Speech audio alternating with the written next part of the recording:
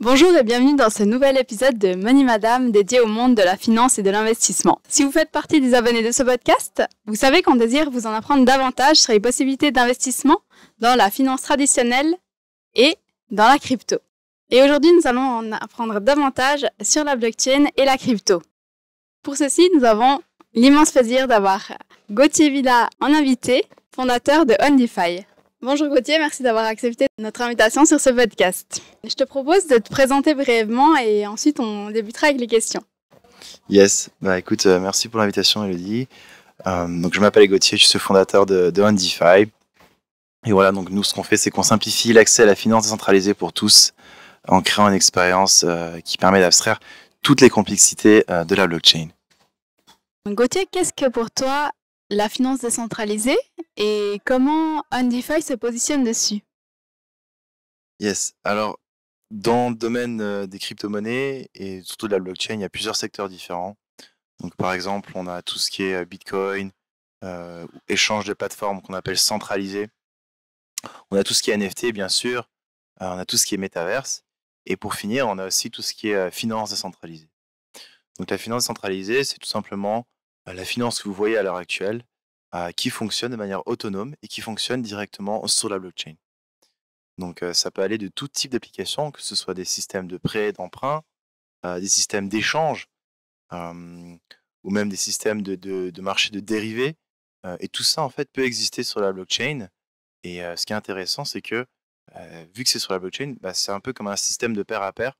Donc tout le monde peut participer, que ce soit pour amener de la liquidité, que ce soit pour permettre que quelqu'un puisse emprunter, par exemple, du Bitcoin contre des stablecoins.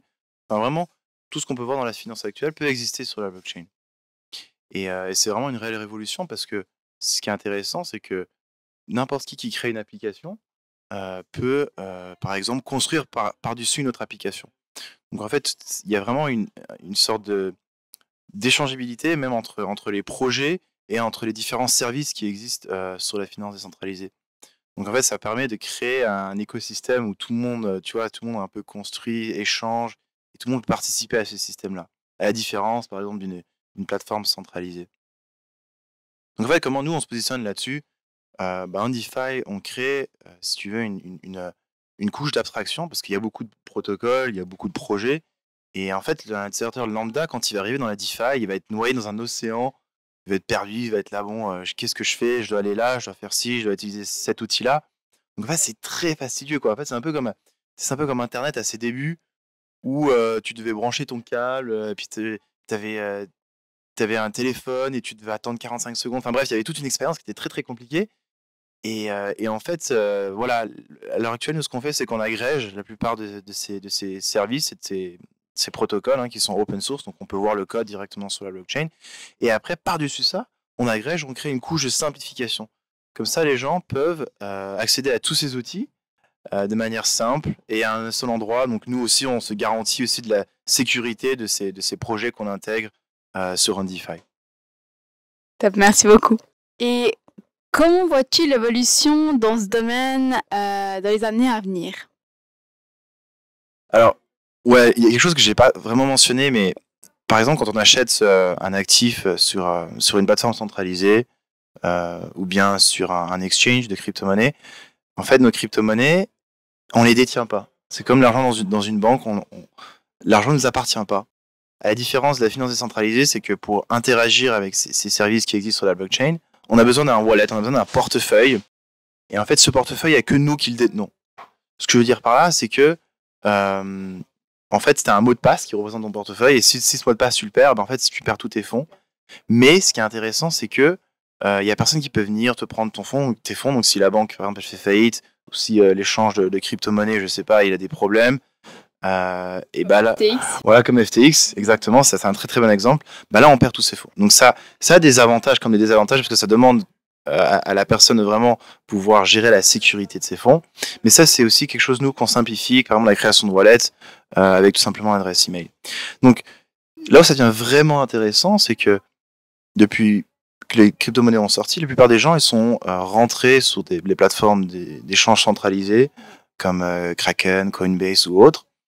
Et ça a un peu enlevé si tu veux, le concept même de la blockchain où les gens doivent détenir ses propres fonds, tu vois, ils doivent pouvoir échanger de manière libre. Et Elle les présente comme un avantage. Ouais.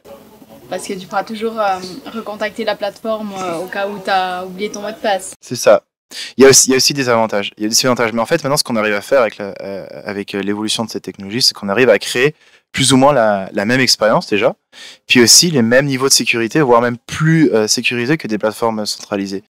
Mais voilà, on a encore beaucoup de choses à accomplir. Mais ce qui est très intéressant, c'est que on voit clairement que dans les analyses, la liquidité et les services qui sont proposés sur la finance décentralisée deviennent de plus en plus intéressants.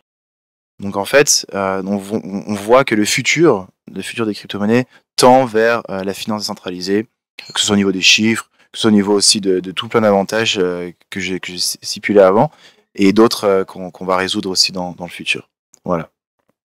Est-ce que tu peux nous présenter brièvement OnDeFi et son positionnement sur le marché suisse? Yes. Alors, OnDeFi a pour but vraiment de simplifier l'accès aux plus petites crypto-monnaies.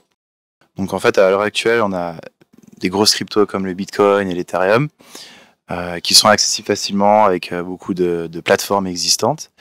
Mais on voit qu'il y a certains investisseurs qui souhaitent accéder à des actifs qui sont un peu plus risqués et qui se trouvent directement en fait sur la blockchain. Donc, ils ne sont pas accessibles sur des plateformes centralisées. Nous, ce qu'on veut faire avec OnDeFi, c'est qu'on veut faciliter l'accès à ces actifs. Et aussi, ce qu'on veut faire, c'est qu'on veut que les gens puissent accéder à toute la finance décentralisée. Parce que ce qui est intéressant sur la finance décentralisée, c'est qu'on peut accéder à un plus large choix d'actifs, mais aussi à des services et qui sont aussi accessibles tout simplement avec un portefeuille. Donc, qui permet une plus grande liberté et surtout le plein pouvoir sur ses propres fonds, à la différence des plateformes qui sont plus centralisées. Donc voilà en quelques mots ce que c'est OnDeFi et comment on se positionne dans le marché. On se positionne vraiment comme une entreprise qui permet l'utilisation des outils qui se trouvent sur la blockchain, tels que la finance décentralisée.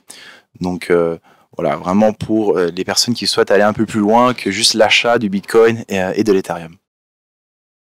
Top, merci. Alors, on est curieux d'en apprendre davantage sur votre clientèle. Est-ce que tu peux nous dire le profil typique de vos clientes féminines et de vos clients masculins? Yes. Alors, à l'heure actuelle, on a un peu deux types de clients. Donc, le premier qui est plus présent, c'est des utilisateurs qui sont un peu plus connaisseurs et qui vont utiliser notre plateforme pour acheter, échanger des crypto-monnaies. Et puis après, on a des gens vraiment débutants qui souhaitent tout simplement acheter leur premier token qui est sur la blockchain. Souvent, c'est des petits tokens qui sont pas très très connus. Et ce qu'on fait, c'est qu'on facilite l'achat à ces tokens-là. Et là, du coup, on a vraiment des utilisateurs qui sont un peu plus novices. Mais aussi, on a des projets qui sortent leur propre token et qui veulent un outil qui permet de vendre ce token-là. Donc voilà, on a plusieurs types de clients cibles. Mais voilà, en gros, pour faire un résumé, on a des personnes plus expérimentées, on a des projets qui souhaitent rendre leur token accessible, et puis des débutants qui souhaitent facilement acheter leur premier token. Merci beaucoup. Quelles sont les principales motivations qui poussent les femmes suisses à investir avec OnDeFi? Alors, les principales motivations, c'est qu'à l'heure actuelle, la finance décentralisée, c'est quelque chose qui est très complexe. C'est-à-dire que, par exemple, pour accéder à un token qui n'est pas listé, qui n'existe pas sur des échanges ou des plateformes de crypto-monnaies assez connues, et ben, ça va être très compliqué. On va devoir passer par plus d'une dizaine d'étapes, télécharger un wallet, comprendre ce que c'est une clé privée, une clé publique, et toutes ces choses-là sont, on va dire, complexes pour une première fois et même pour certaines personnes inaccessibles. Nous, ce qu'on va permettre de faire, c'est qu'on va permettre à n'importe qui, justement, de pouvoir facilement accéder à ce type de token. Donc, en fait, on va créer une expérience qui va le permettre tout simplement. Prochaine question, est-ce que OnDeFi fait quelque chose pour aider et inciter les femmes à investir? Est-ce que OnDeFi fait quelque chose pour autonomiser les femmes dans le domaine de l'investissement? Alors, je pourrais pas dire spécialement les femmes. On n'a pas encore malheureusement euh, pensé à des idées qui visent et qui ciblent spécialement les femmes. Après, c'est des choses qu'on pourrait peut-être envisager dans le futur. Après, ce qui est vraiment intéressant avec notre plateforme, c'est que pour créer un wallet, ça prend 1 seconde. Donc en fait, n'importe qui dans le monde peut accéder à notre produit. Et donc ça peut être tout type de personnes, même je sais pas, des personnes à l'autre bout du monde qui peuvent créer leur wallet et peuvent en fait interagir et avoir accès surtout à un système financier. Pas de barrière à l'entrée. Voilà, pas de barrière à l'entrée et c'est un peu ce que la finance décentralisée veut mettre en avant au final. C'est vraiment rendre la finance accessible à tous avec différents types d'outils et surtout que voilà, il y a à peu près un tiers du monde qui n'ont pas accès à de systèmes financiers et avec la finance décentralisée, on va pouvoir justement donner cette liberté aux gens de pouvoir accéder comme si on avait Revolut, mais sans la complexité et surtout l'accessibilité qu'on peut pas avoir dans certains pays. Merci beaucoup. Est-ce que vous avez organisé des webinaires ou des events en présentiel pour démontrer la simplicité de l'investissement dans la crypto avec OnDeFi? Alors oui, bien sûr, on a organisé des événements ici même à Gotham. C'est vrai que je fais beaucoup de passages, que ce soit sur Twitter, bien même sur des vidéos YouTube ou bien avec toi comme aujourd'hui. Donc oui, vous pouvez tout simplement nous suivre sur notre compte Twitter. On publie dès qu'on fait un événement, dès qu'on fait quelque chose, que ce soit sur LinkedIn et puis sur tous nos réseaux. Donc n'hésitez pas à nous follow pour le prochain événement. On n'y manquera pas. Est-ce que selon toi, l'investissement devrait faire partie intégrante de la vie des femmes? Et si oui, pourquoi? Oui, bien sûr, je pense que tout le monde devrait pouvoir accéder à la possibilité d'investir, à la possibilité de pouvoir comprendre comment un peu la finance fonctionne, parce que ça fait quand même une partie intégrante de nos vies. Comme on dit, le moyen de communication le plus fort, c'est l'argent. Ça a toujours été le cas depuis le début des temps. Et donc en fait, c'est important d'avoir des solutions où tout le monde peut investir et comprendre comment ça marche. Donc en fait, c'est ce que la finance décentralisée va permettre de faire, c'est de rendre ça accessible à tous, que ce soit des femmes ou hommes ou personnes qui ont moins de compétences techniques ou de connaissances dans le monde, quoi. Merci beaucoup. En tant qu'homme, est-ce que tu as déjà été la personne décisive après une discussion pour qu'une femme se lance dans l'investissement? C'est une question un peu tricky. Oui, alors c'est vrai que surtout dans le domaine des crypto-monnaies, parfois c'est vrai que c'est un domaine qui est très masculin à l'heure actuelle. Il y a à peu près, je pense, 90% des gens dans cet écosystème sont des hommes. Donc c'est sûr que les femmes s'y intéressent de plus en plus.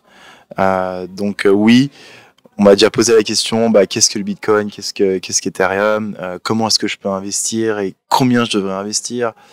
Donc voilà, moi ce que je conseille toujours, c'est de savoir dans quoi on investit, parce que mettre son argent quelque part, voilà, ça demande quand même une certaine application. Donc il faut comprendre la technologie. C'est vrai qu'elle est dure à comprendre, mais au final, je pense pas que c'est important de comprendre la technologie en tant que telle, mais plutôt comprendre genre quels sont les idéaux derrière les crypto-monnaies et qu'est-ce qu'on souhaite faire avec ces technologies. Donc ouais, c'est toujours important de comprendre dans quoi est-ce qu'on investit et aussi de bien le faire de manière intelligente.